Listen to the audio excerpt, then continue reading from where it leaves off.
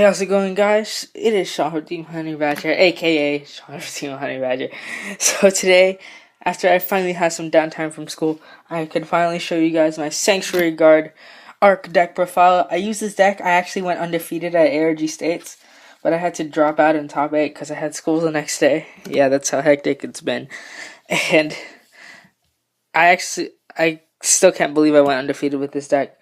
I went like 12-2 overall if you count the 2 games that I lost in the match.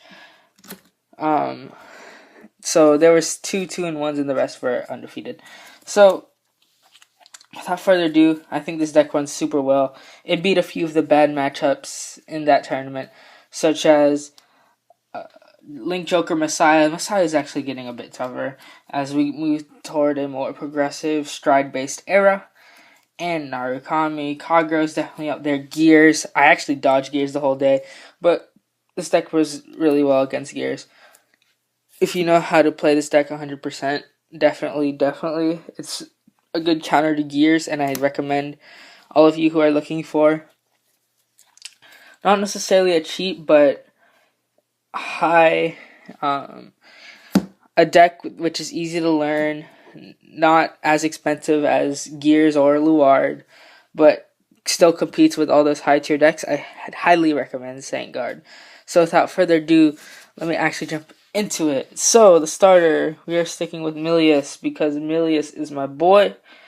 He searches out all of our combo pieces in the grade 2s because all the grade 2s make this deck broken. And that's why we're sticking with him. So I'm actually going to go a little bit more of our findings rather than just going straight up deck profile. So I used to run Ringo Brave, and I used to play 1 OLB and max out on the Barkle, just so I could not get Greylocked. But I found out that missing Milius sometimes is pretty devastating. In fact, I used to run a whole Thinksaver engine with it. Shoutouts to that guy who played that deck at Worlds. It's a great deck, but as I test it more out, I find myself a bit more successful with the ARC version, the standard Sanctuary Guard, rather than the Thinksaver. Or maybe I just need more practice. But yeah, that's why I stick with Milius. So for the triggers, I'm starting to see a trend that I was a part of in the beginning, and now it's spread to all Sanctuary Guard decks, and I'll mention that trend when I get to it. So we're playing 4 Flogel, gotta restand those Blaster Blades, and 4 Belinus, so that's 8 crit. So I finally have these now. I actually have an Altmile deck, but I'm waiting for Tri-3 Next to come out so I could show it to you all. But because, as you guys know, I maxed out on the Altmile Stride, I want to be able to take advantage of the name and draw more cards, plus fill up the soul, because sometimes the soul could be a little taxing.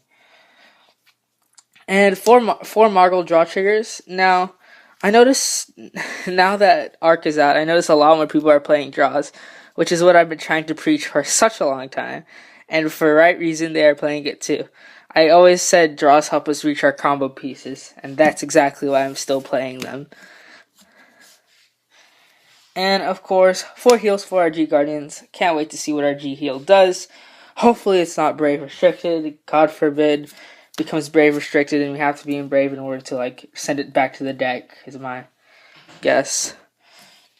So next on to the grade 1s, the cards that make the magic happen. So first of all, we are playing 4 Stride Plotters. In a stride-based deck, you gotta play 4 Stride Plotters. Pretty obvious. And next we're playing 4 Hope Keeper. Now, as you guys know, for such a long time, I don't have Holy Knight Guardians. But as I play with Hope Keeper more and more, and especially now that we have ARC, using ARCs on Stride Skill, I could call a Hope Keeper and then return it to hand later on. So I think Hope Keeper is becoming a little bit more beneficial because I'm able to aggress a lot sooner. Even though the counter charge isn't there, you should kill your opponent using 5 counter blasts in a turn. For Miron, I stick with the same theory of I should have as many Miron as how much Benon I play. So of course, Miron Soul Blast 1, draw a card when it's placed on rearguard from the deck. Now that you can use it off ARC, ARC turns this card into a 21k attacker if you have a full back row of grade 1s plus this in the front. Whoa. And lastly, I play 2 Blaster Friend Barkle just for the name and sometimes you have that diamond in the rough, and that diamond in the rough for this deck is Blaster Friend Barkle. So usually I don't want to call 7Ks because Laurel Knight Sisyphus are Strive Hotter. But if I can make a column of Barkles, this would swing for like 26 on a standard Regale turn. And plus, they countercharge, which I find myself using a lot more lately. Looks like grade 2 game for me is coming back. And just the name, just having more targets for Lou is actually really strong because it's one of the main win cons of the deck. And next on to grade 2s, where all of your kill pieces are. Starting off, hold up, okay. We play 4 copies of Blaster Blade. Can't wait to see what the IT Legend deck does. I hope that it makes this deck a bit more versatile. I know that's asking for a lot, but Royals are Royals. Blaster Blade is Blaster Blade. We use this specifically this one rather than Blaster Blade Spirit just because Flogel. I understand why people are trying to play Blaster Blade Spirit, but I believe that Lou, this card right here, the main multi-attacker of the deck, being able to multi-attack as soon as grade 2, get out your Blaster Blades and combo off with the Flogels, and plus this on our Regale arc thing is 31k, versing 25k or a G-Guard from your opponent's hand. Is very, very powerful and shouldn't be overlooked for a card that is just a 10k base. Even though it could kill one of your opponent's front row, I just think it's a straight up -1 because they just have to. I mean, they waste an attack on it, but still, I think just having this as more of a target as well, because they might even waste a Vanguard attack on this, as noted in some of my games. And then for the grade 2s that just make Sandguard. For Benon, like I said, I want to play as many Miron as I do play Benon. So, counter last one, call a 6k. You're always going to call Miron or Hope Keeper. And 1 Twin Sword.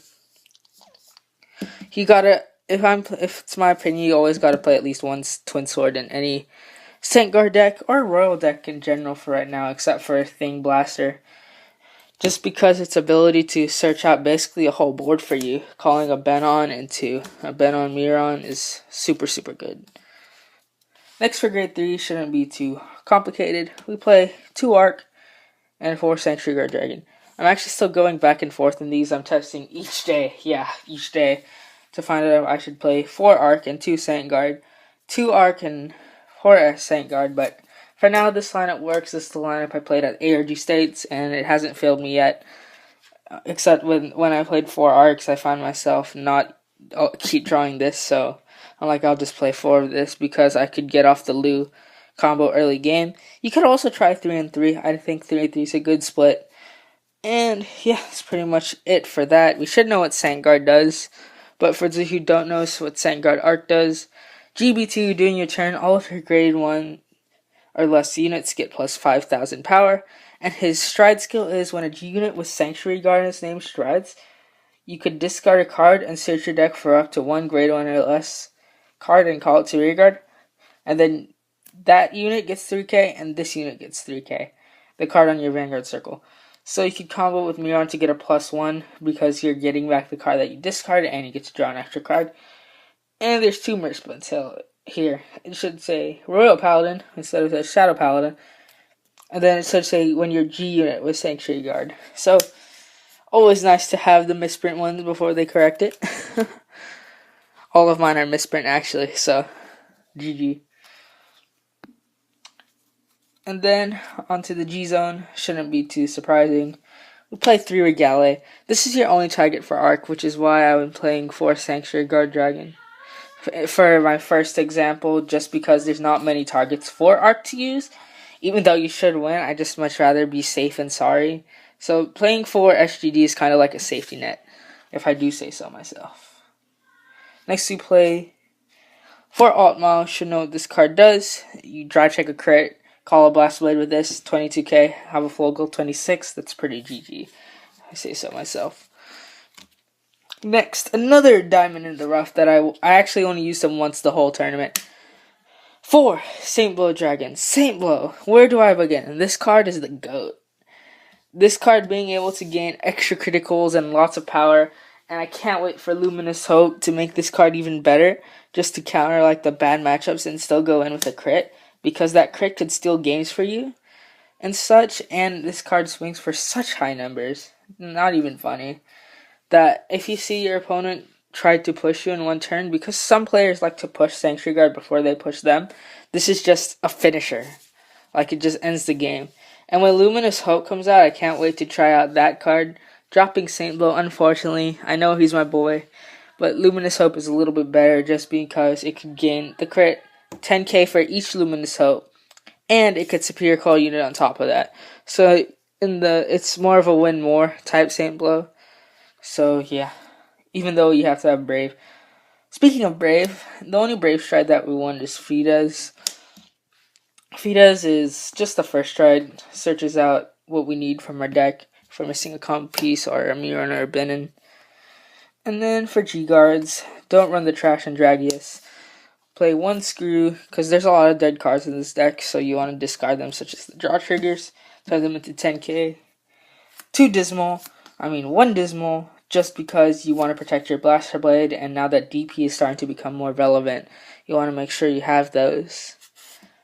And then next to Laser Guard, just an easy 20k shield to use against your opponent. Shouldn't be too hard to get off, assuming that your grade 1s are in the front.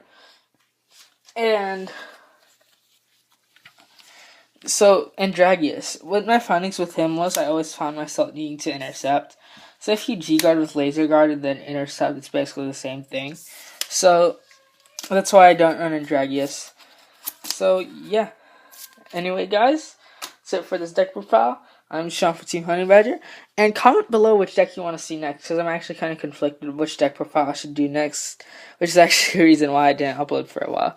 So your options are Jewel Knight, Gear Chronicle, the new build with Melem still, Gear Chronicle Zodiac Time Beast, Altmile, and maybe Luard, depending if I actually decide to spend all that money.